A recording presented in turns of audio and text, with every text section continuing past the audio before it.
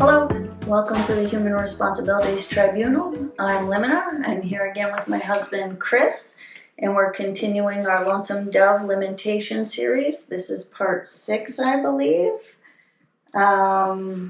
We are we're really enjoying doing this. It's been really, really fun. The other thing that we're doing simultaneously, well, there's a couple things. Chris is writing some music, which is really interesting. We're hoping to have a bit of that out soon. But also we're planning a Lonesome Dove trip for next year, where we're going to go from Montana to Texas the same route that the cattle drive was, only the opposite way. So that's exciting. Yep, our obsession with Lonesome Dove continues and grows. But so a thought I kind of had over the last couple of days, and as we're kind of thinking about, which character should we talk about next or whatnot, one of the characters, of course, I thought of was, I guess the first woman we'll talk about which is Clara Allen. Mm-hmm. And I just kind of had the thought as well that of any of the characters that would almost kind of define, like even your philosophy of the liminal, right? The people that exist in between things. Mm-hmm. I almost think no character really kind of fits that mold, maybe other than Clara, who she exists between, I think, happiness and misery. She kind of finds a way to experience both, right? She kind of exists in between comfort and discomfort, pain and pleasure. She really kind of embodies both and exists in between both and finds a way to be contented in between both. I don't know, what do you think about that? Oh, I don't know if I find her contented, but yeah, I think she's always trying to walk that edge. I think she knows if she takes one side or the other, she goes to it too quickly, right? Like, so when her boys die, she wants to die too, right? If she goes towards Gus, it'll just be constant, egging each other on and one-upping each other to the point that they'd ruin each other, right?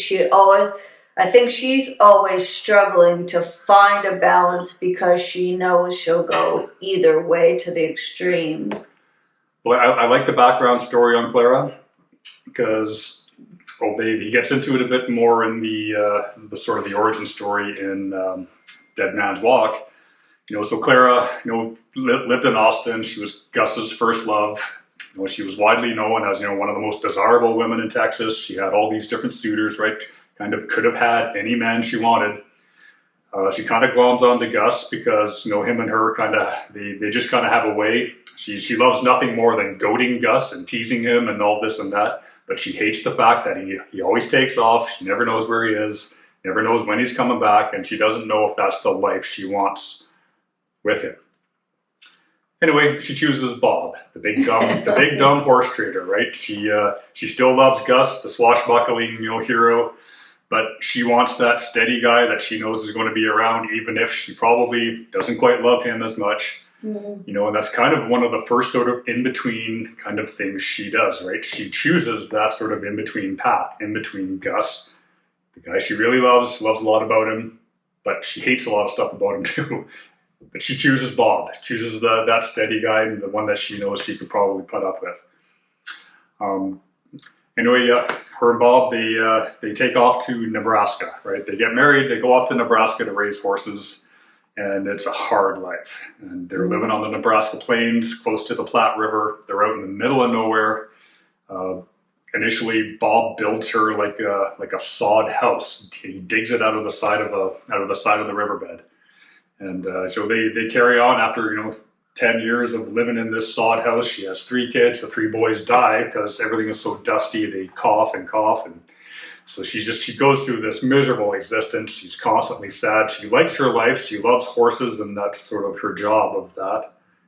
But then this immense sadness that she loses her three boys, her 3 treasures, right? And how she can go on, it's hard to say. But yeah, it's such a sad story. It's such a sad thing to comprehend, and often talks of Clara sitting out there with the tears freezing on her face as she's thinking about her boys and this and that, and Gus is kind of totally a non-issue in her life. She doesn't really think about him that much anymore, other than she could have really used him as a friend, and he was never around, which is not a great thing. It doesn't reflect all that well on Gus that he never once contacted her or came around. That's not true. He wrote her 3 letters, and she didn't ever write him back. I suppose. And don't even. And also, that's the men and women. And there's a perfect one in the perfect quote in here where he says, "Well, I wrote you 3 letters," and she says, "Yeah, and you didn't come when my boys died." Of course, she never asked about him, and his wives died, and she doesn't care about his sadness around that. "My boys died," and he said, "Well, then you should have wrote me that." And she says, "Well, I wish I had a man who I didn't always have to tell what I need to." And I think every time I hear that part, I think, oh, well, that's just chicks and dudes, right? Like, I remember that exact moment. We were driving. We had 4 kids in the back. We were going somewhere. It was probably a long trip. I was looking for a CD back in the time of CDs, and you were sitting there, and I'm like, "Are you gonna help me find this CD?" And you're like, "Hey, if you want some help, just ask." And I always reflect back on that. It's like women are so empathetic, or some women are so empathetic, that they would just see that and do that, where men are like, yeah, they have no problems doing it, but if you want help, just ask, right? And so that's sort of the difference between chicks and dudes. And when she talks about that, well, I wish I could marry a man that would just know. It's like, well, no, because that's not what men are. You want a woman, then the woman would just know, right? So I think that's kind of interesting. And he did reach out. But she goes back and forth with him all the time, right? Of like, I needed you in my dreams. I didn't want you here. Oh, wait, I wanted you here just to be friends with my daughter. Oh, I didn't want that. Like, she is so back and forth on him. It's lucky she didn't get with him, because they would have driven each other nuts. Yeah, well, and there's a part of the book where she actually says that too. I think the quote was we're 2 racehorses, and we both want to be in the lead all the time, and we couldn't live with that, or something like that, right? And I mean, obviously, yeah, she knew it. I think the one thing she doesn't really realize or doesn't appreciate is the fact that, yeah, she really broke Gus's heart, like absolutely devastated him after 10 years of him courting her. Asked her to marry him a bunch of times. She kept turning him down. Then finally she marries Bob, and really devastates Augustus, which he then spends the next 16 years drinking whiskey on the front porch and not doing much with life. But yeah, she's an interesting character. She's it's almost hard to empathize with her. Yeah. But after the descriptions of the suffering and all the stuff that she does, goes through, and I think, and then as we were talking about earlier, I think one of the saddest passages in the whole book is this description of Clara as she's dealing with her husband Bob, who, of course, Bob gets kicked in the head by a horse because he's dumb and doesn't understand horses very well. So Bob's laid up. He's basically sleeping upstairs. He's in a bed upstairs. He's comatose. He lays there with his eyes open, and Clara's basically become his nursemaid and has to do all this stuff. I mean, I can read this part if you like. Sure, but just let me say, Bob's not dumb, he's boring, and they've confused the two. Because if Bob was so dumb, he would not have built a horse empire on the Platte. Like they said, he is almost close to rich. They've done so well. He decided where to put that farm, and he built that farm because she wasn't allowed to work with the horses. And no matter how bad she says he is with horses and how dumb they all think he is, he sure has done better for his family than any of them. Well, that's a good point. You're right there. He's just boring. Boring and dumb aren't the same thing. Yeah, he's been thought of as dumb because he's that boring. Well, I guess, and that's a good point, because he has that reputation throughout the book, because Gus often refers to him as dumb, right? Like he's so dumb he can't walk through a door without bumping his head, right? But Bob's probably one of those guys he's got that OCD, that when it comes to like business and everything else, that's his talent. He doesn't really know how to treat horses or do anything with horses other than sell them and make those business connections, like with the army and whatnot. Very good financially, sort of thing. But yeah, everyone thinks of him as a big dumb horse trader. Well, and you have to remember that Clara is a very selfish person, right? She only reflects on the world through her and her experiences. She never thinks about anybody else's death or heartache or what they've been through or how she's gotten there or whatever. She just is constantly just telling people what she thinks and how she sees it, right? So she sees Bob through the eyes of how she feels like he should be rather than how he is. Yeah, I don't know if I totally agree with that, but I don't think she comes across as selfish in a lot of ways. I think she marries Bob, she moves out to Nebraska with him. She dedicates herself to trying to be a good wife, working side by side in this harsh environment with Bob, trying to build this business with him. She has 5 kids with him. Lives in this crappy sod house for the first 10 years of their marriage until she finally spend some of her money, and then they build that the actual house that they end up living in. But the first part of it describes how she really worked her butt off trying to be a good wife to Bob and make it work out there, right? But then all these other events, their kids dying, and then this happens to Bob, like all these sort of tragic things happen. And she even says too, like, Nebraska really took the romance out of her, and it really hardened her in a lot of ways too, where she doesn't got much left. In terms of that, right? So, all right, let's hear it. When you reflect back on, like, she was this great beauty who could have had anybody in Texas, and this is kind of the path that she ends up down. It's a little bit sad and a little tragic, but anyway. This is kind of them reflecting on her situation with her husband, Bob, right? It says, Bob, though he hadn't died, neither had he recovered. His eyes were open, and he could neither speak nor move. He could swallow soup if his head was tilted a certain way, and it was chicken broth that had kept him alive the 3 months since his accident. He simply lay staring up with his large blue eyes, feverish sometimes, but mostly as still as if he were dead. He was a large man, over 200 pounds, and it took all her strength to move him and clean him every day. He had no control over bowels or bladder. Day after day, Clara removed the soiled bedclothes, stuffing them in the wash tub she had filled beforehand in the cistern. She had never let her girls see or help her with the operation. She supposed Bob would die in time, and she didn't want his daughters to feel disgust for him, even if she could prevent it. She only sent them in once a day, the 2 girls, to bathe his face, hoping that the sight of them would bring him out of his state. So that's kind of one beginning of one pretty sad part of it, but okay. Let's see if I can find the other one. So the first of the money that she had spent was on the 2-story frame house they had built 3 years earlier after nearly 15 years of life in the sod house. So Clara had always hated the sod house. She hated the dirt that seeped down on her bedclothes year after year. It was the dust that caused her firstborn son, Jim, to cough virtually from his birth until he died a year later. In the mornings, Clara would walk down and wash her hair in the icy waters of the Platte River.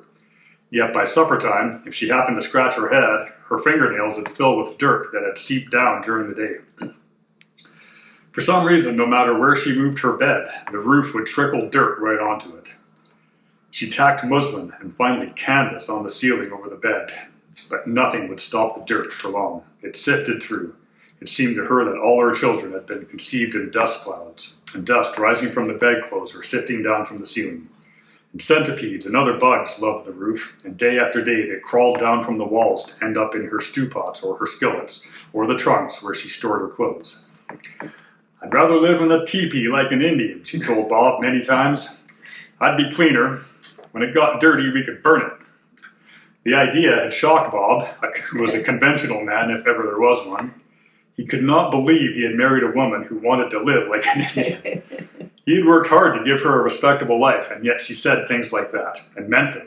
And she stubbornly kept her own money year after year, for the children's education, she said. Although one by one, the 3 boys had died long before they were old enough to be sent anywhere. The last 2 had lived long enough for Clara to teach them how to read, and she read to them Walter Scott's Ivanhoe. And when Jeff and Johnny were 6 and 7 respectively, and the next winter, both boys died of pneumonia within 1 month of another.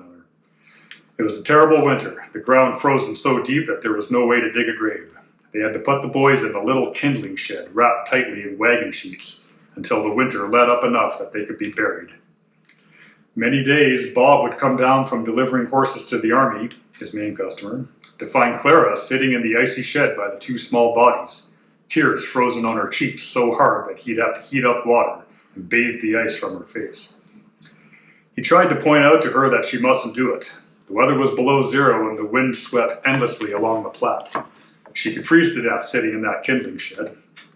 If only I would, Clara thought, I'd be with my boys. But she didn't freeze, and Jeff and Johnny had been buried beside Jim. Despite her resolve to never lay herself open to such heartbreak again, she had the 2 girls, never of whom had ever had more than a cold.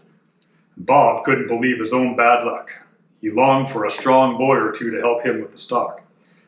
But yet he loved his girls in his own unspeaking way. His love mostly came out in awkwardness, for their delicacy frightened him. He was continually warning them about their health and trying to keep them wrapped up. Their recklessness almost stopped his heart at times. They were the kind of girls who would run out in the snow barefoot if they chose. He feared for them and also feared for the effect on his wife if one of them should die. Impervious to the weather himself, he came to dread the winters for fear it would take the rest of his family. Yet, the girls proved as strong as their mother, whereas the boys had all been weak. It made no sense to Bob, and yet he was hoping that if he could only have one more boy, he could turn into the helper that he needed.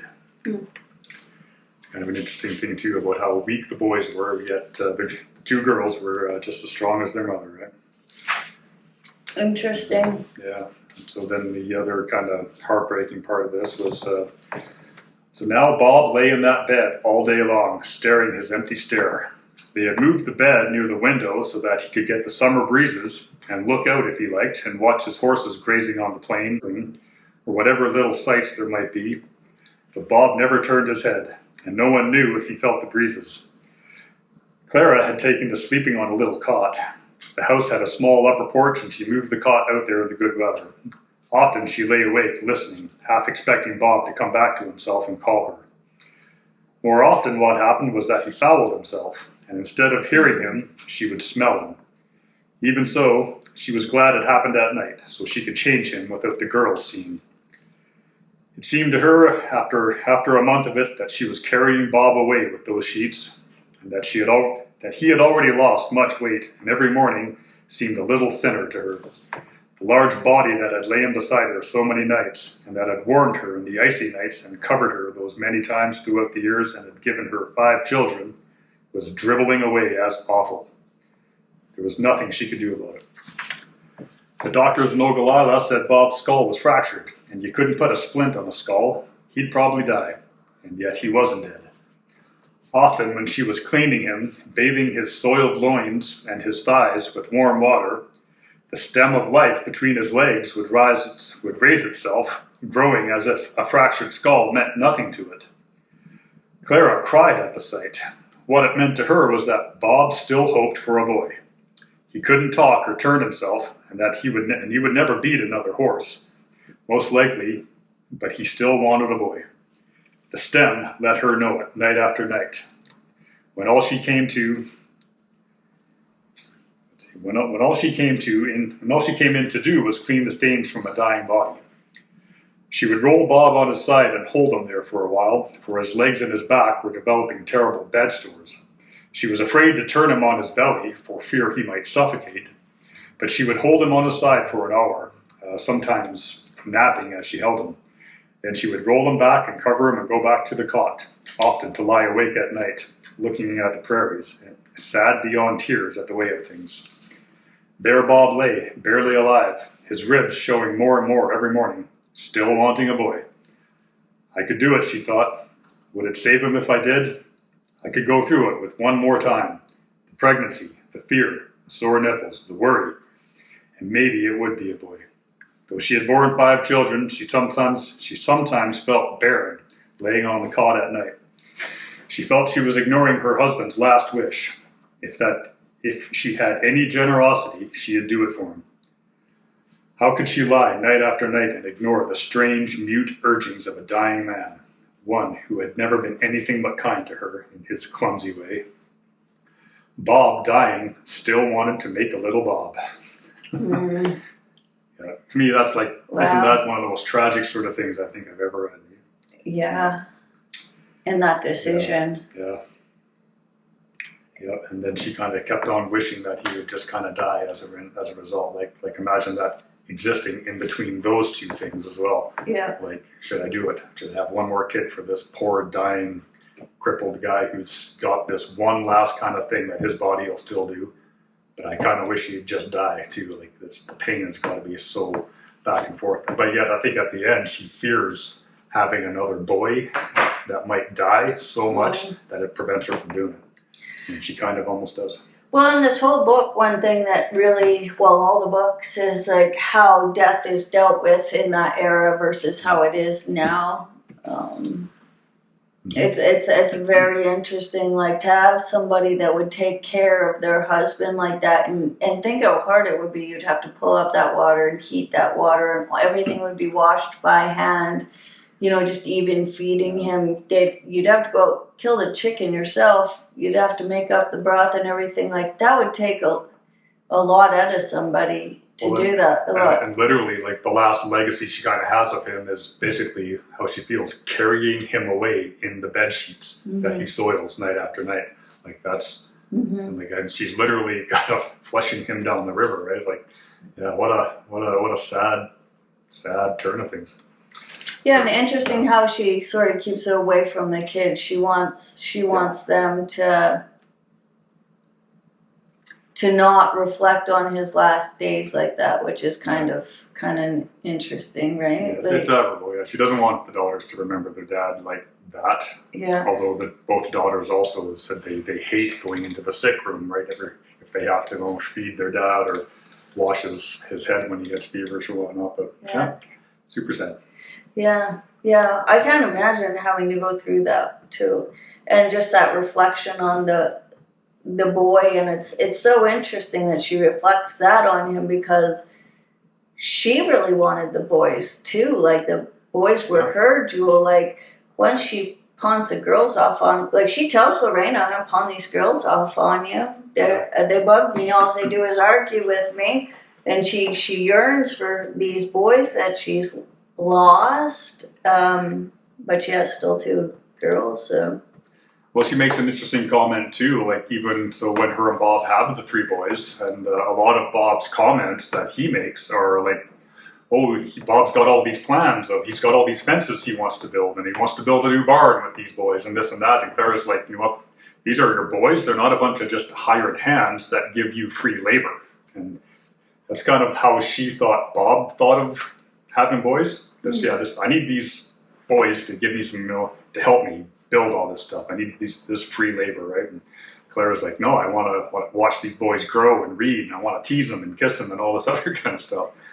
But isn't that just chicks and dudes again? Guys do things together, women emotionally bond with them. I think that's a lot of, even the work aside, I mean, it's a bit about legacy. It's also about help, but it's also about, you know, for the same reason guys still go fishing together and still go do things together. They're activity based. It's love languages, right?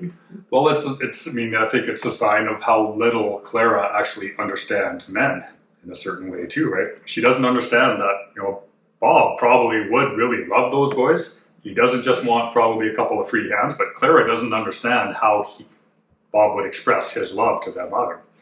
Kind of like how she doesn't really understand Augustus and why he does the things he does, why he's always running off on adventures and this and that, even though Gus clearly loves Clara, but she doesn't understand that he could maybe love both things at the same time too. I think you might be right. Like she's well, maybe she clearly likes the attention of men. Like she really liked the attention of men young. Like she is leading on a couple of them, including Jake Spoon, right? Yeah. In her early years, and even when Lorena comes in, she like was set off because she's not the prettiest anymore. So she does like that attention of men, but I don't know how much she understands it, right? Like, and underestimates it and the need for it. But that's not changed. That's still alive and well today. Yeah, like I think there is a real misunderstanding between the sexes and how they function in the world.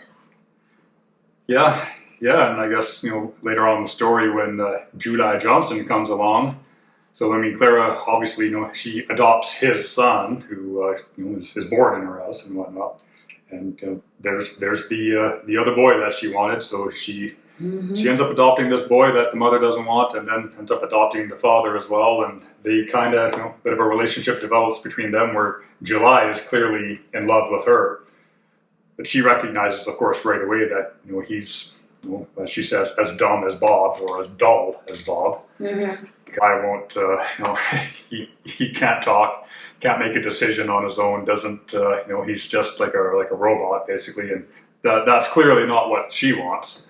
Mm-hmm.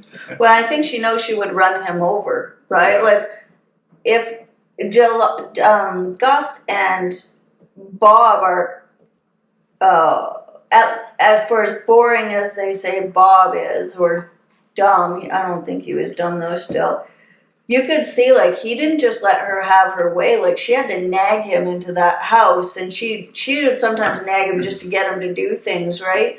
And so. Which means he said no to a lot of things, right? And I think she's definitely somebody that needs that. And with July, he's such a numbnut, you know, and just can't seem to bring himself to do any different and has no control over himself and no ability to deal with anything hard emotionally, that I think she just would have run him over. Yeah. Run into the and eventually she just pushed him out, like emotionally pushed him out until he just basically had chores around the farm that any kid could have done. Yeah, well, I mean, and it's hard to imagine really like any man who could have come along and actually won Clara over. I mean, you know, Dish Bogat eventually comes along too, right? And she kind of admires Dish because, I mean, Dish is super capable. He's good with horses, great hand, you know, he's a top hand. Yep. But, I mean, Dish is clearly not interested in Clara. He just wants Lorena, right? Mm-hmm. And she obviously sees that. And but I think Clara kind of resigns herself that she'll never marry again. There's probably no man that'll ever win her over. She loves horses. She loves kind of doing what she does. She's going to raise up her girls. She loves eating cakes and reading her stories in her magazines. And I think she pretty much resigns herself to, this is probably as good as it's going to get, and this is what I'm going to do. And isn't that funny that that's her, like, oh, all this heartache and whatever. But when Lorena comes in and she asks Lorena to stay, and I think that's one of the most interesting parts of this story, she, Clara laments to Lorena, well, I gotta have these cakes. I gotta have these cakes all the time because sweets make up for a lot. Yeah. And then Lorena laments, what the heck do you have to make up for? You got this house, you got these beautiful girls, you have all these horses, you don't do the laundry, like you don't really do anything you don't want to. If you want to do horses all day, you do horses all day. And so from, you talk about the tragedy of Clara's life, but from Lorena's point of view, she's like, what do you have to make up for that you need all these cakes? You're living the dream. And it was such a blessing that even I came along here, right? Like, you don't know what your life did for me in just the 3 years. So I think that's kind of interesting. So is everything like a perspective? Like, do you have to have a sounding board for everything to know what you got? Maybe not. Yeah, that seems like an interesting comment from Lorena, who obviously had her own horrific experience, being kidnapped and whatnot. And who knows how much she knew about Clara's experience. Clara kind of becomes the teacher of everyone too, right? She's the one who takes in the kids. She takes in all these kind of stray people and kind of through her own sort of strength. But she kind of builds them up, and she teaches Lorena how to read eventually, and really passes on that sort of inner strength to her. It's funny how she's not able to do it to July, who still... Well, she told him exactly what she needed. He just couldn't rise to the occasion, and there's just some people like that, I guess. July he can't figure it out. Do you know who else takes in a lot of strays? Cole. Yeah. Takes in a lot of people that other people wouldn't take because he just saw something in them. Yeah, and it's funny that Call is kind of the man who Clara despises the most, and she openly says that too, right? Mm-hmm. Just something about him. Yeah. Well, I think at the end it kind of becomes the thing she resents the most about him is the fact that Call won't claim his own son, Newt. Mm-hmm. And as she starts screaming at him at the end, like, "Oh, write that boy a letter, and why don't he needs you more than you toting Gus back to Texas?" So that's kind of an interesting duality. Yeah, I think she's interesting. I go back and forth between being really sad for her and really thinking, God, you're a bitch. And then back to like, you took Lorena in and you really helped out and did that. And like, I think the difference between her and Call is she collects people, he collects people, but Clara seems to want them not to be under her, but to take on what she has and then shoot them off or whatever. Like to actually, Call wants people to work under him, and she wants people to be more or something like that, right? Yeah, well, they both collect people who are weaker than themselves too, right?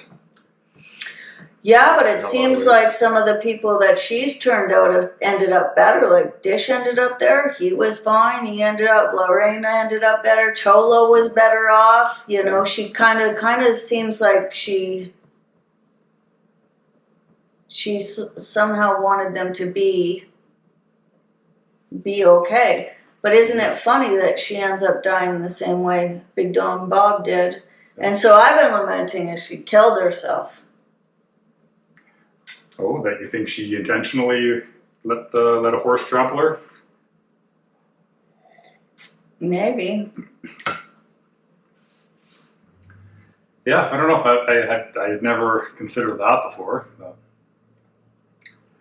Horses were the one thing that she loved the most in life, kind of thing. But. Well, and look how much she's like, we told Bob not to get in that corral. That horse wasn't doing nothing. And then Cholo's like, don't get in there, don't get in there. And they're all, don't get in there. And then she gets in there and the same thing happens to her. Well, maybe that's a sign of their own sort of arrogance, and where they finally get to the place where they think they know so much about horses and they're that comfortable that they, that complacency kind of comes into place. And doesn't that reflect back a bit on Bob too, is maybe he wasn't just some stupid arsehole that just got in there when he shouldn't, but that he had become complacent like she had. Like, you can become complacent through assholery and also through, just always being around something, right? Like, even when you love it, you're just always around it. Most accidents happen how many blocks from your house? Yeah, yeah, it's another interesting character, eh? Like another, she's unique in a lot of ways as well, right? But she's also like another sort of center point, like another linchpin of how she brings so many characters together. And I always thought it was interesting for as for somebody who collects other people, how one of the first people to come along, who is Elmira, July's estranged wife, who's kind of run on the colossal plane, and so she had Elmira had the good sense to just stay with Clara. Clara probably could have really maybe turned her around as well, but Elmira was just far too gone psychologically or whatever. She or was never there. Yeah, or that too. But so Elmira takes off and ends up, just going down her own like super tragic path. But maybe that's a story for another time. Yeah, I think July Johnson would be somebody good to explore because nothing seems to revolt everybody like his type of man. Like right on down the line, everybody seems to realize that, oh, this guy's not got what it takes. And the women are so revolted by him, and the men are worried about him, and then finally everybody just starts treating him like a kid, and he gets pushed out. McMurtry seems to inject like that type of character into almost each one of his books, where like as you're reading through it, like you almost get irritated by the character, where it's like I wish somebody would just shoot this fucking guy. Do something with this guy. Like, come on, get rid of him. Do something. Like, and July's kind of that guy too, right? Well, same with Elmira in a way too. You want to root for him at first. You kind of do. You're like, you can do it, buddy. You're going off. You're gonna get Jake. You can become a hero. Oh, you got Joe there. You could make something of Joe. Oh, you could save Roscoe. Or you could do this. Or oh, you've had this experience. This could be the thing that lights you up. And it's just like, no self-control over his feelings, and yet no ability to rise to the occasion because of them. It's just, he's just so, he's somebody who's never grown up, right? Yeah, July, he's all physical endurance and zero mental and emotional endurance.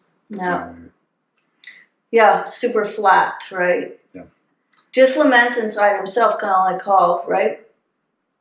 Only Hall's got something of a leadership there, and July's got. They're all of this interconnected web. All of these characters, they all have their own little connections, right? And that's the kind of a fun and cool thing to explore about some of these. Each time we talk about it, something new comes up. Yeah, and nobody's static. I mean, I just think the characters are good. We've gotten really used to Hollywood where everybody's either good or evil, except for maybe Thanos, and it's like, well, that's not really the way things work, right? And I just had this thought of course, Augustus is caught between Call and Clara because they're similar, right? Just bossy, responding to themselves all the time, people collectors, right? And so he's in between them all the time. Well, that, and I mean, I think Gus knows that he can kind of outwit Call anytime he wants, because Call is such a, like July, this dull, flat kind of a witless, no, not really witless, I suppose, but just never gets the joke, never gets the point. Gus can't outwit Clara. She's sharp as a tack, and Gus often says, you know what, she's tomahawked him many a time, and he doesn't win all those arguments with Clara because she's usually got him him tomahawked, which is maybe one of the reasons why he eventually just kind of Gus probably could have married her had he actually followed through on one of his promises to quit rangering and following Call, but he never did, and then she eventually slips away. But yeah, and that's Gus's own fault, and he knows it, right? In the end, he chose Call and his adventurous sort of lifestyle. But Gus can never really come to terms with that either, right? Because he keeps begging Clara to marry him over and over and over, and she's like, "You never wanted to really marry me, right?" And Clara even mentions too, it's like the day she told Gus that she was marrying Bob, Gus looked relieved. Mm-hmm. And she noticed it right away, even though Gus tried to act like he was all sad and everything. She could see it in his face. He was relieved. He's kind of off the hook now. He knows that he can just go off and go rangering with Call and have his adventurous life, Mm-hmm. which is a kind of a sad thing too. But it's like maybe it kind of worked out for the best, I think. Yeah, well, with that sort of one-upmanship that they're always trying to do to each other, I can't say that would probably make the better. At some point, somebody falls off the edge of that once you keep climbing that cliff, but I don't know. Yeah. Yep, it's a sad turn of events though, and yeah, it's hard to know if is Clara is she a tragic character, but her life isn't all just misery or whatnot either. It's like, she loves her girls, gets a lot of joy out of them. She loves horses, loves what she does.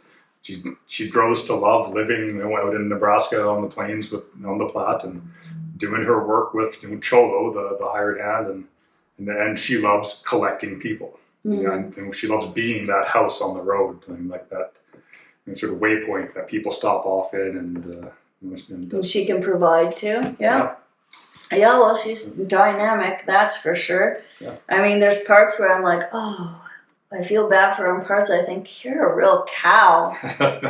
And then parts where I think she just uses people, and then parts, but I guess she's, they talk a lot about her inner turmoil where she hates these big sadnesses and then these big angers and then this, resignation and stuff like that. So she seems to be very emotional, clearly. Yeah. Well, I mean, like everybody else, I think she's got her flaws too. But I think the one thing I admire about her character is she's got this gigantic inner strength that keeps her going. Like even after all she's suffered through and everything like that, like she still keeps going. Mm-hmm. Not just for herself, but she knows she's got girls to raise and she's got these other responsibilities and all this other stuff. Mm-hmm. Interesting. And also for how much Bob was third or fourth best or whatever. He clearly was the best. She really, for months she changed him and nursed him and whatever and tried to keep the best remembrances for his daughters for him, and even contemplated having another boy just to maybe see if that would bring him out. And I think, love or not, because love doesn't really make the best relationships. It doesn't make the best choices, but perhaps loyalty and fortitude might, and that's some loyalty and some fortitude to keep going there. And I guess I respect that. I would just smother you with a pillow after a couple weeks, just so you know. No. Yeah, just kidding. Just kidding. Well, I mean, that kind of leads into another interesting little kind of a sub-thread that goes throughout this book is the marriages. And the people who marry is not necessarily for love. And there's a lot of marriages of convenience that run through this too, right? Even like July and Elmira. Neither one of them really loved each other. You could argue, when Gus marries these other two girls who aren't really discussed, like Gus's other two wives who die, aren't really discussed in this book or much in the other one either, really. Mm-hmm. But Gus is kind of just in love with the idea of being married. Mm-hmm. It's kind of one thing about Call, I guess, is that he knows right off the bat, I ain't getting married. I'm not the marrying type. I'm not going to even waste my time with it. The women don't like me. Yeah. Dish Boget, all he wants is to marry. He wants to marry for love so bad. He's obsessed with this girl, and she won't have him at all. Mm-hmm. Although he would have married her and probably been absolutely miserable in that relationship. She would have absolutely just tortured him. Yeah, well, I think you could make a case, and some people do, that arranged marriages or marriages of, it would be called convenience, although I don't know how convenient that is, have longer satisfaction scores than marriages on love, because love is really fleeting. And we've known a couple of people that every 7 years their relationship dissolves and they have to get in love because they love being in love. And once that sort of new romantic honeymoon is over, they don't want it anymore. And there's plenty of people like that that don't stay the course, or they can't, right? Yeah, marriage, Big Sway and Elmira, right? Big Sway, the big dumb, who is dumb? Yeah, Clearly, he is clearly the big dumb dumb. buffalo hunter. He thinks because Elmira goes on a trip with him, oh, they must be married. Yeah. Then look at Roscoe and Louisa. But look at how much dedication Big Sway, even though he doesn't really know what a marriage is, what his idea was, he came through to the point where he gave his life to do what she had wanted. Yeah, interesting. Eh? And isn't it funny, she's such a cow, and how many people gave their life for her. Yeah. Yeah, and I think of Roscoe and Louisa, the old farming gal pulling up stumps in the middle of the bush, and then big dumb Roscoe comes along, and she probably could have maybe made something out of him, or they probably may have had some kind of a marriage. Mm-hmm. Although she probably would have run him over too. So, yeah, the whole that marriage thread and the love thread that goes throughout this book is pretty interesting too. You gotta wonder what would have happened had some of these pairs, actually paired up, and how it would have turned out. Mm. Yeah, well, I think we like to reflect poorly on different types of marriages throughout the world, or what it used to be like, or whose rights and this rights, but the truth is we haven't gotten really any better at it. In fact, in terms of marriage longevity, we've clearly gotten worse in the Western society, if that was your only metric. Yeah, I don't know where modern divorce statistics are at, but given that in this day and age, people have the luxury of being able to marry whoever they want or whoever they think they love, it doesn't seem to turn out very well, does it? Well, my favorite is watching somebody talk about how teenagers, they don't know what love is. That's not real love, but they're on their 4th or 5th marriage. I mean, I always just reflect and think, okay.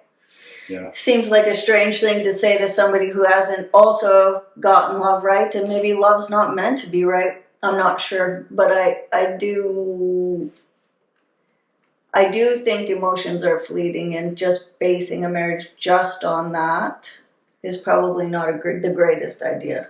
Well, I kind of like what Clara says early on in one of the other books, right? So when she tells Gus that she's getting married to Bob, the horse trader, that she doesn't want Gus coming around for at least 10 years. She's like, after 10 years, come around, you can be a friend. And she's like, I figure after around 10 years, I'll have got the hang of being married. And I'll have learned of what that sort of thing would take, right? And then you can come around, and then by that time we can be friends. And something like that takes an awful lot of insight, I think, to say something like that, I think. Well, I figured we'd been married about 20 years before Before we figured it out?